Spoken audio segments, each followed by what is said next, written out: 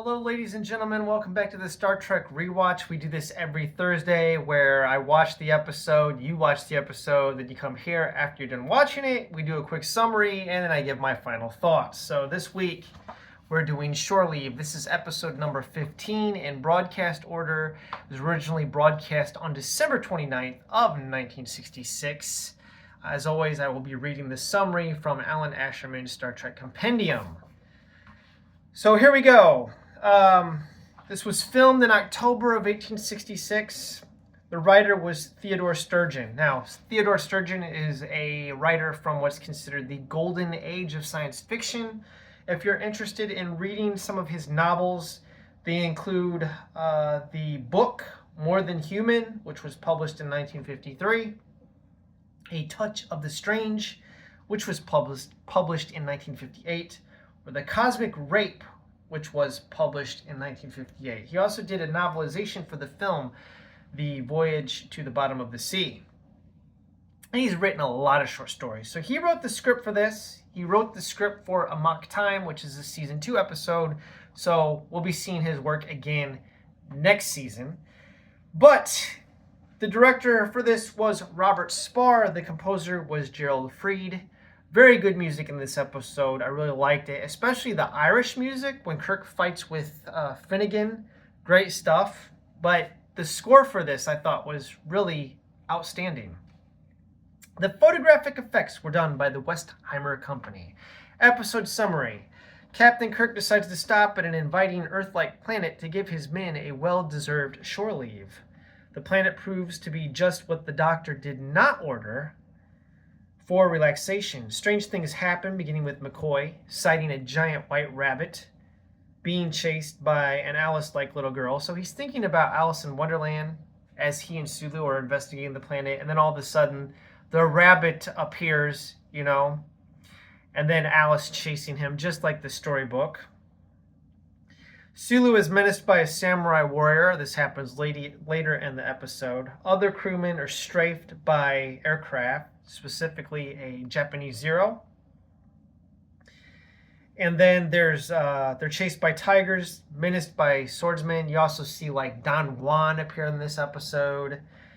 And Kirk meets Finnegan, an old enemy from his academy days. And he gets into a good old-fashioned Donnybrook, a big old fight with him. Followed by Ruth, an ex-lover. So Kirk also sees an ex-fling from his past. And then McCoy is killed by a Black Knight on horseback.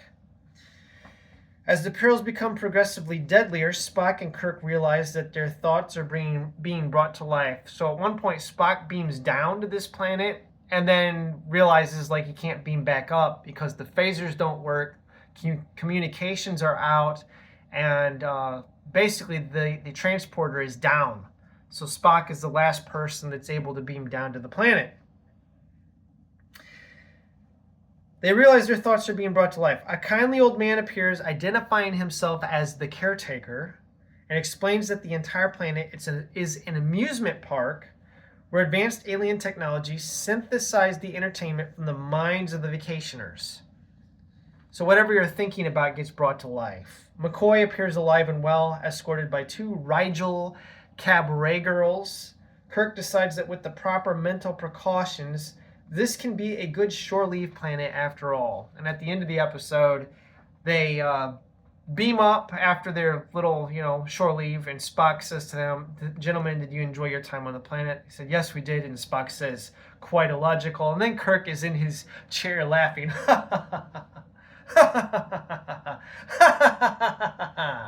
And that's kind of how the episode closed. Kind of a cheesy ending, but it's a good, fun, lighthearted episode. And for me, the highlight was Kirk fighting with Finnegan. And there are some continuity errors, like with Kirk getting his shirt ripped. He fights with Finnegan, he gets knocked out. You can clearly see his shirt is not ripped. And then when he wakes up, his shirt is ripped. And I was just like, okay, Kirk with another ripped shirt in this episode. Trying to find out some more on this. We've got this girl here who... It says the young woman who beams down with Mr. Rodriguez is referred to in the script as Mary Teller. and is actually called Teller by Kirk in the episode. But as Rodriguez cradles her temporarily dead body because she gets shot by a Japanese Zero, he calls her Angela.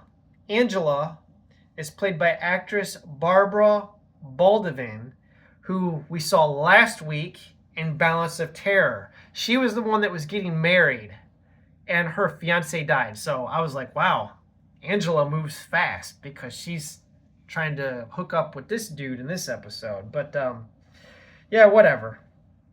Finnegan in this episode was played by actor Bruce Mars.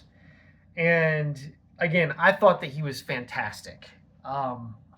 Jimmy, my boy. It was great stuff. And Kirk and him fighting. And then when Spock shows up, it says, Captain, did you enjoy it? And he's like, yes. Yes, I did. Great stuff. Great episode. Had a lot of fun. Really lighthearted.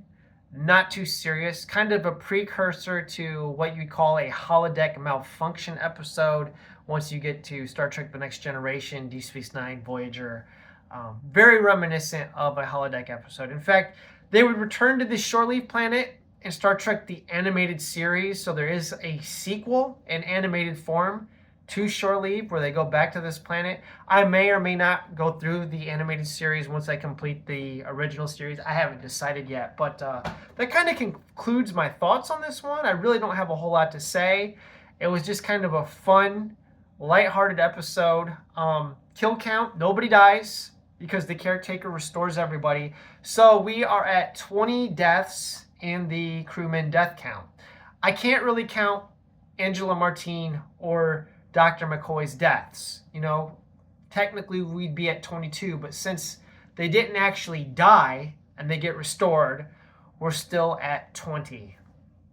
So I'm not sure what the next episode is in our viewing order. I think it's, let me check real quick. I'll grab it for you. All right, so it looks like in my 50th anniversary set, which does include the animated series, by the way, it looks like the next episode we will be watching is the Galileo 7. The Galileo 7. So you'll want to watch that for next time. And I remember liking that one quite a bit. In fact, I have a Shuttlecraft Galileo toy that I bought way back in, I think it was 1994, that I actually showed off in a review. So if you want to see what that toy looks like, you know, you can go find the review for it sometime back. The Shuttlecraft Galileo toy that was put out by Playmates. Anyways, that's going to conclude this week's episode. For the 3 people that still watch my channel that didn't get offended and stopped watching after I flamed BookTube and said I'm not a booktuber anymore, thanks for sticking with me. And thanks for watching. God bless. Have a wonderful day. Live long and prosper. And I think next week, this episode will be on, is it Christmas next week? Let me look at the calendar right here real quick. Hold on. I think next Thursday. Okay, so it's going to be the day after Christmas. So I won't get a chance to say Merry Christmas to you before then, most likely. So Merry Christmas, everybody, and keep on trekking. All right. Have a wonderful day.